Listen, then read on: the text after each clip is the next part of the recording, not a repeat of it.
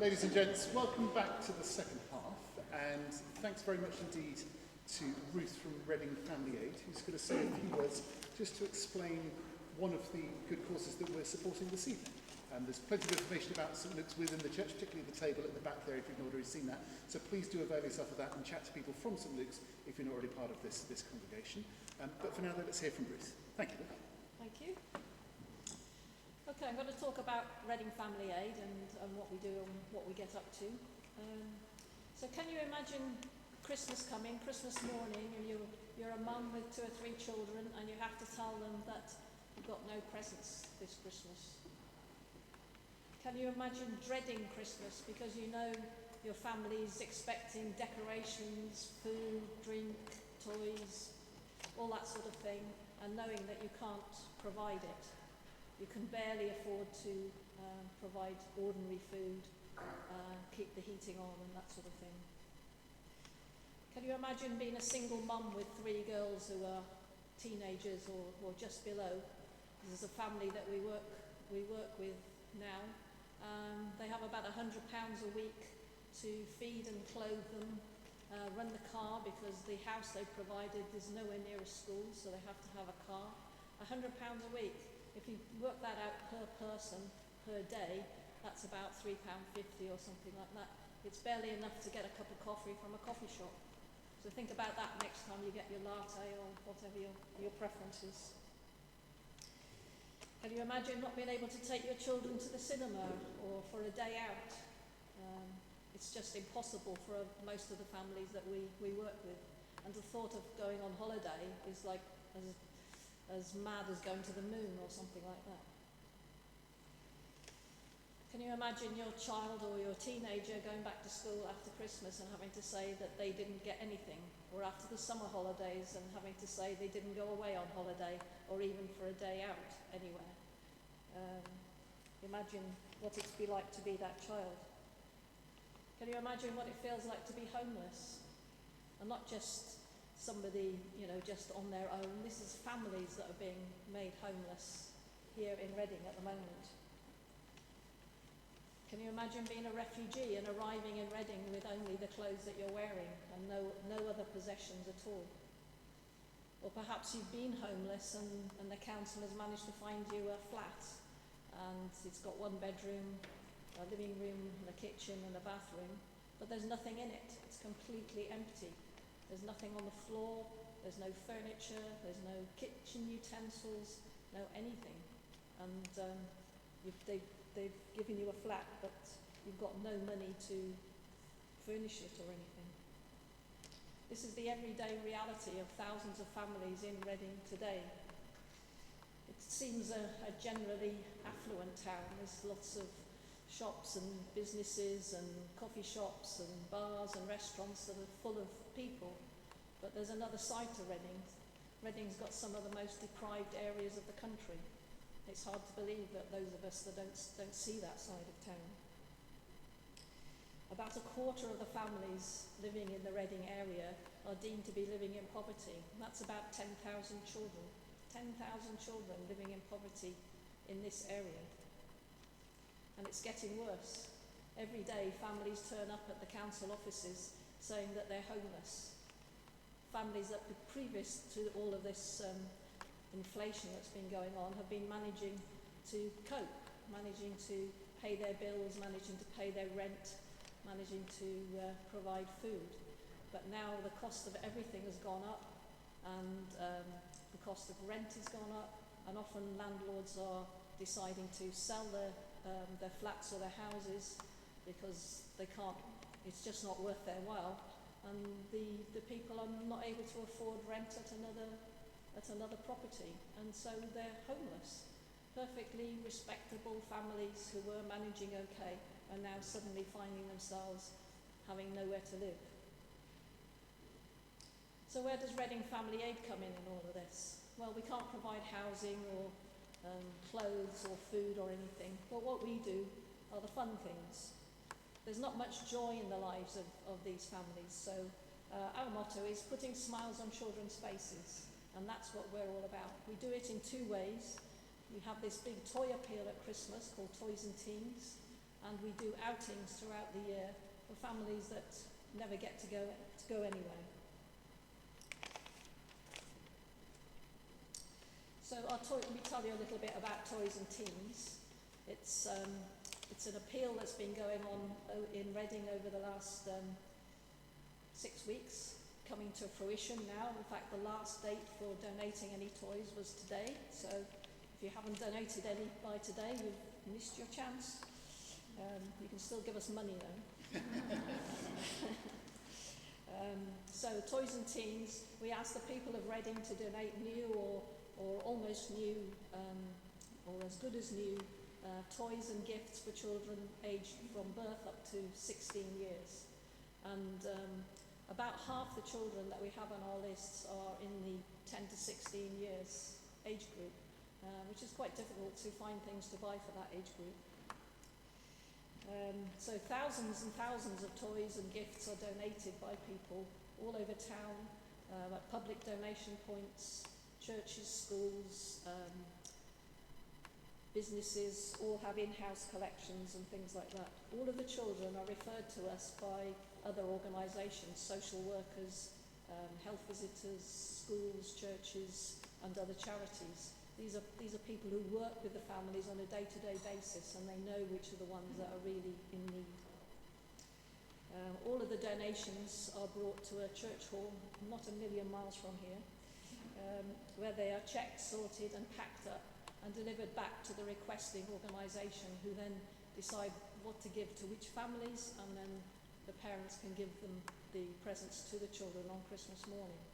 So that's trying to get so that these are children who wouldn't have anything on Christmas morning if it wasn't for all of the donations that we get. So last year we donated to about 2,500 children, and this year the number looks to be about the same. So it's quite shocking. And then outings, we do about 6 outings a year. We go to the seaside, to theme parks, zoos, farm parks, and then Camp Mohawk. I don't know if any of you are familiar with it. It's a centre up north of Wargrave that specialise in children, particularly on the autistic spectrum, but disabled children in general. The days are family outings, so they're not just for the children, so it's an opportunity for the families to have a fun day out together. Fun is something that doesn't really figure much in their lives.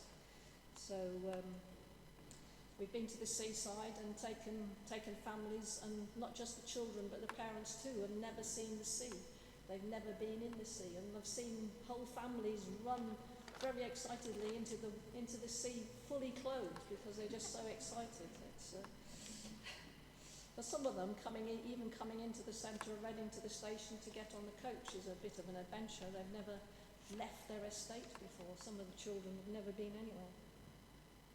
And we were at a theme park at Chessington one day, and one young mum with the young children who were about 10 and 12, the mum was just absolutely overwhelmed because she didn't know places like that existed. So they would just have the best day of their lives. So who are we? We're a team of people who vary between about 15 and 20 volunteers. We have no paid staff. We have no premises. We all just work from home. So our overheads are very low. So almost all the money that is donated goes directly to for an outing or for the toy appeal. Each year, in order to do all of this stuff, we need to raise around £30,000, which seems an awful lot of money, but compared with a lot of charities, it's peanuts.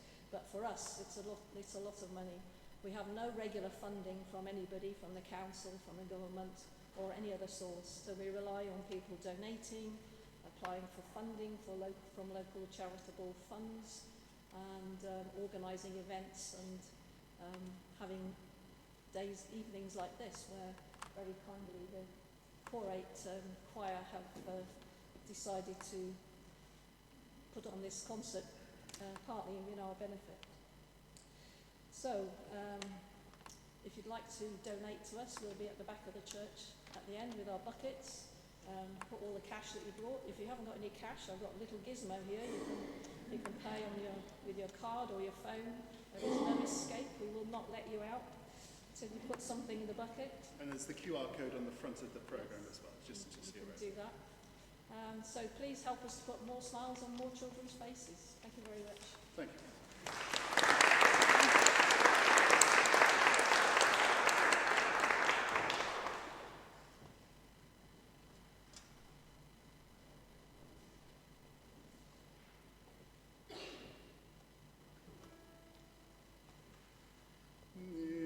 This is the truth sent from above, the truth of God, the God of love.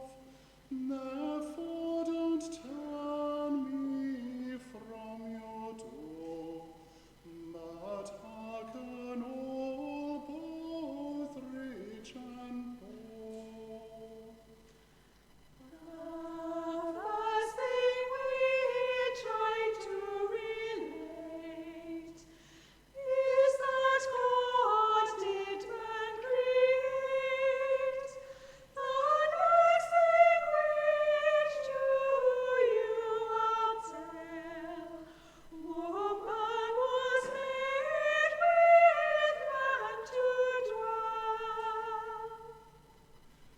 Then after this 'twas God's own choice to place them both in paradise, there to remain from evil free, except they ate of the knowledge tree. Thus we were as to endless woes, till God the Lord did interpose, and so promise soon did run, that he would redeem us by his Son. And at the season of the year, a blessed Redeemer did appear. He did live and he did preach, and many thousands he did teach. Thus in love to us behaved, to show us how we must be saved. And if you want to know the way, be pleased to hear what he did say.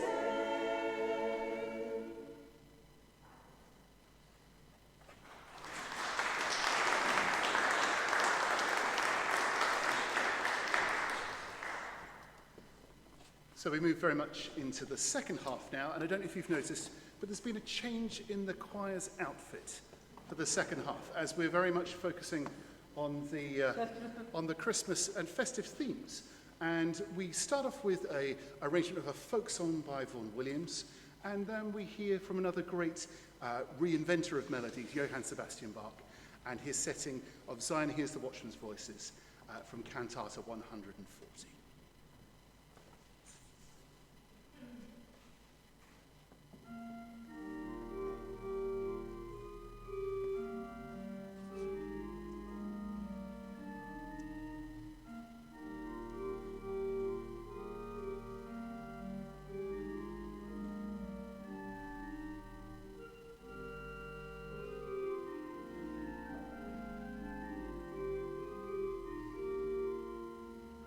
Thank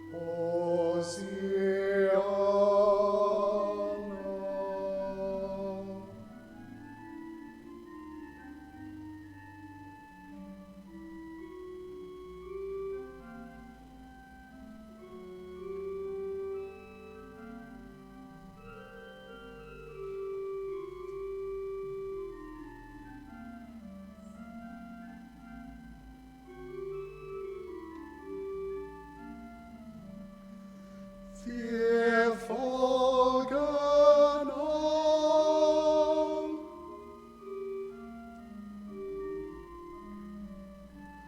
zum Freudensong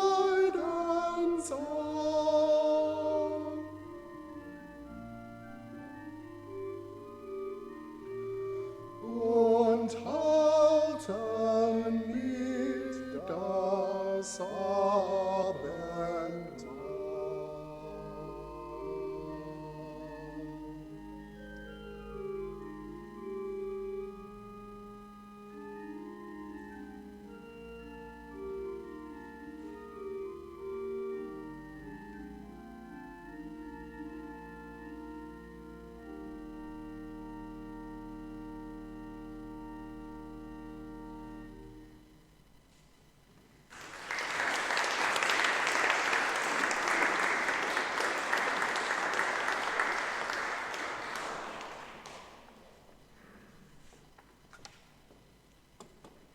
Continuing the Germanic theme, we now have an arrangement of In Dulce Jubilo, not the one by Mike Oldfield or any of the other more contemporary ones, but one by Pearce.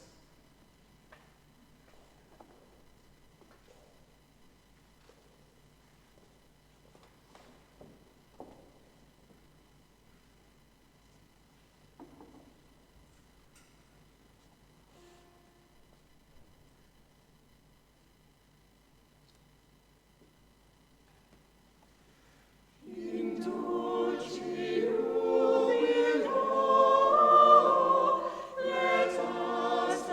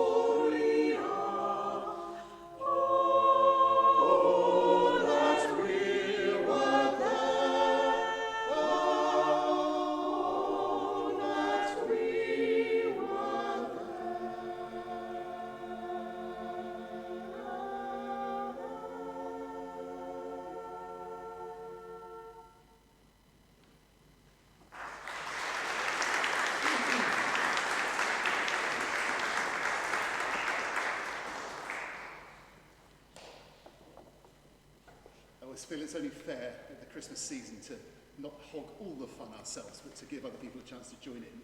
And we would like to invite you to join with us with 3 carols, the first of which is Silent Night. You've got the text in front of you. I apologise it's so small. When it was on the computer, it looked a sensible size. If you haven't got your microscope, it is the normal words. And we would encourage you to stand if you're able to join with us to sing. We've got 3 verses of Silent Night together. Jeremy's going to accompany us at the organ. We're very grateful to Jeremy for joining with us this evening, not just to accompany, but to help us out with a few numbers where we've got split basses and people stuck in Wales, and it's a long story. We'll tell you another time. But let's join together and sing Silent Night.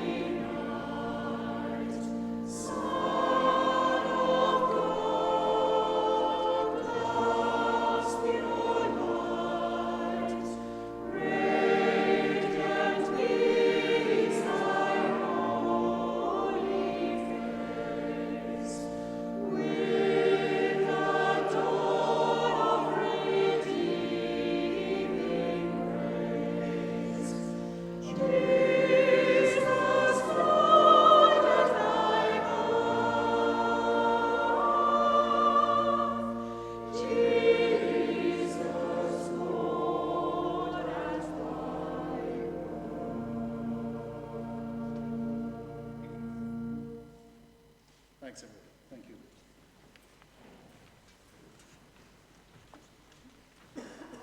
Our next piece continues the macaronic theme of In Dulce Jubilo, that is the mixing of the vernacular and Latin, a composition by Simon, Simon who did the same arrangement of the As Time Goes By. This is a setting of the Old English and Latin text of There Is No Rose of Such Virtue.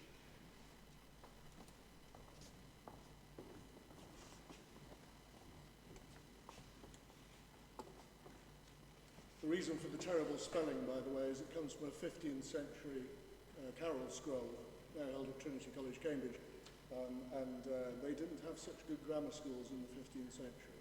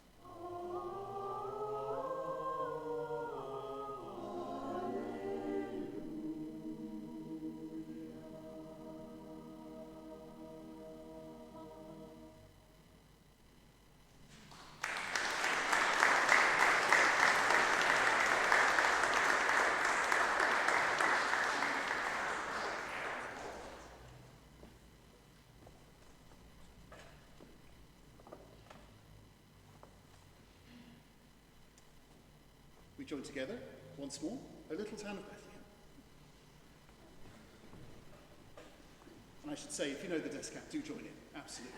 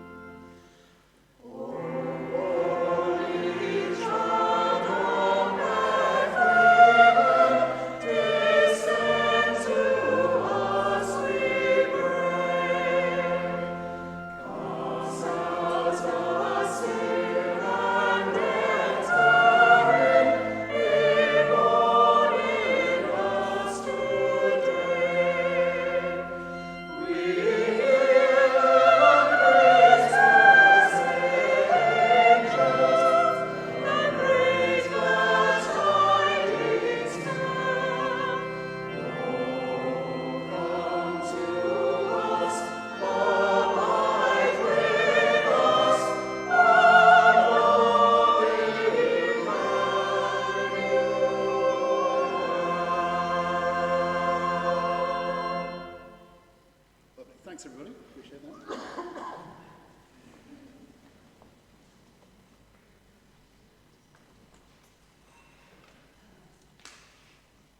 So back to Europe we go for Ding Dong Merrily on High, a French tune arranged by Charles Wood.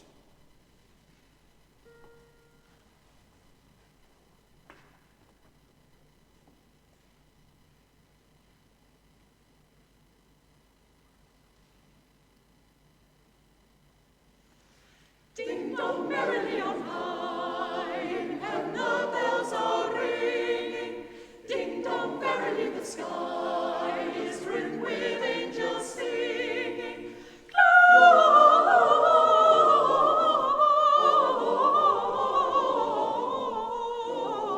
Gloria, Hosanna in excelsis.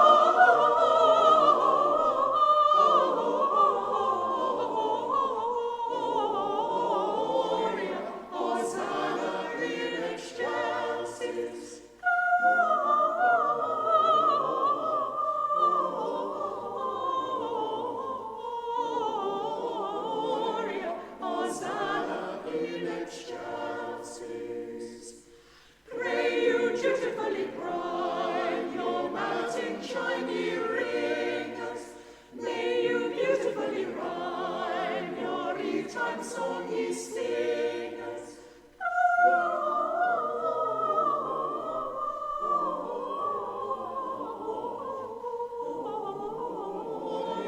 Hosanna in excelsis.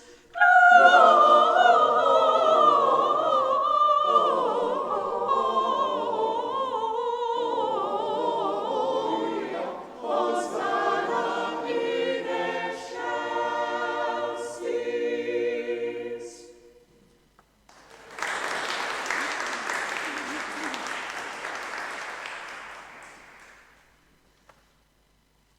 Back we come to a slightly more modern age, and we have Mary's Boy Child. This is a famous by Boney M, and an arrangement by Helen Tuck, friend of the choir.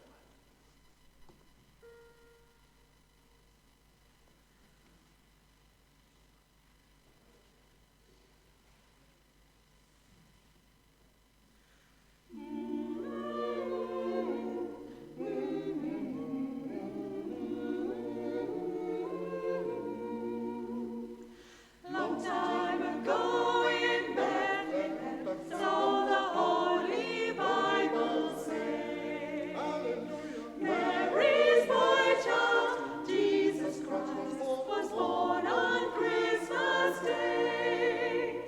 Trumpets sound and angels sing, a new King born today, and man will live forevermore because of Christmas Day.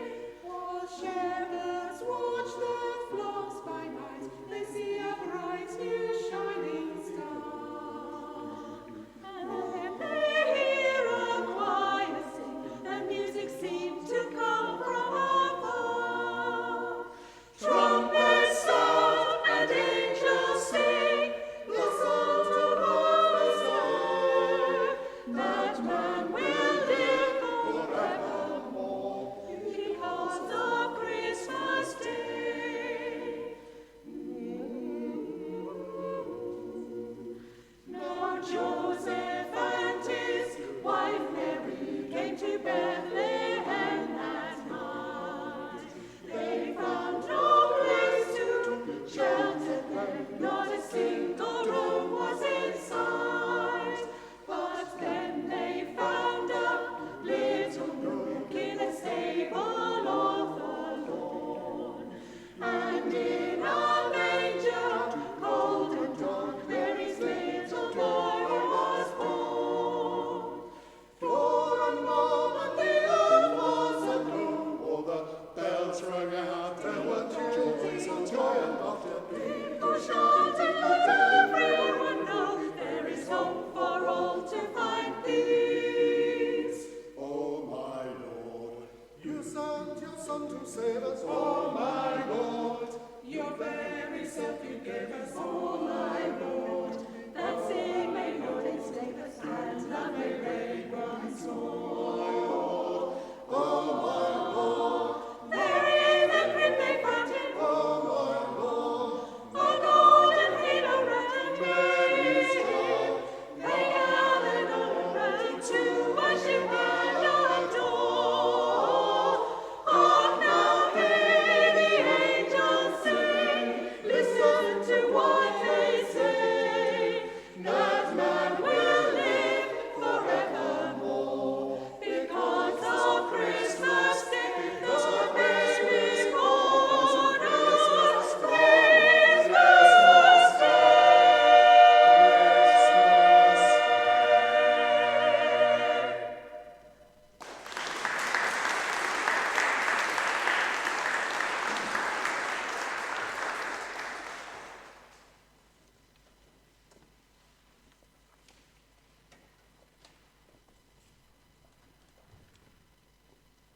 We now switch back to something a little more traditional, a little bit more classical in style, and arranged by David Wilcox, who I imagine must be somewhere at the top of the list of arrangements, particularly of Christmas music.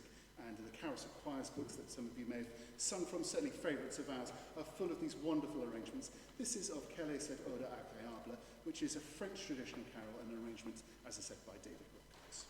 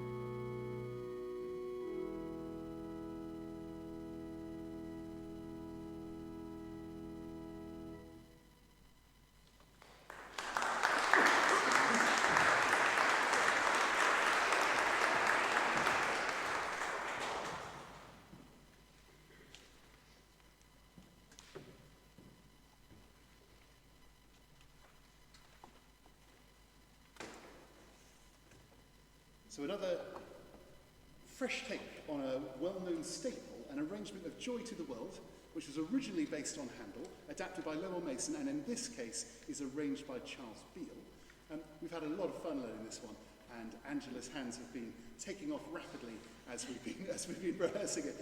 It moves pretty quickly for her and for us, so fasten your seatbelts. I hope you enjoy.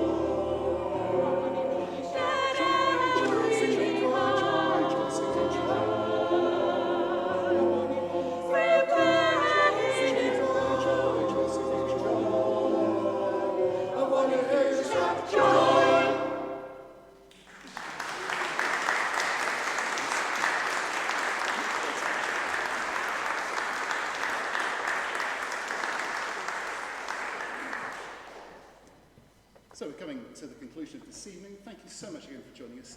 Thank you to everyone who's contributed in some way this evening. I know there are many, many people who've opened up, people who've sorted refreshments, people who've organised with the information about the good causes that we're raising for this evening. Special thanks to Jeremy and Andrew for playing for us. We really appreciate that. And please do be as generous as you're able to be in raising money for our two good causes this evening. We conclude then with O Come All Ye Faithful. Please do stand.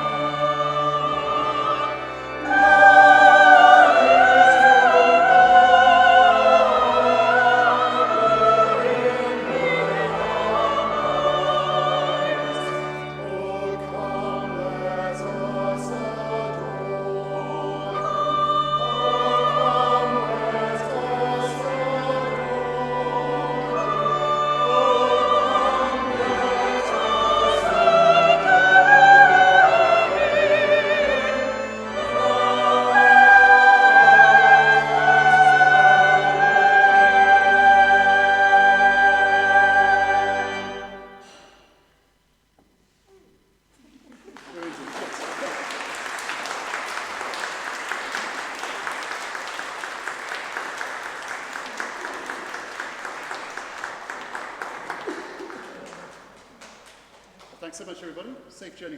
Thank you.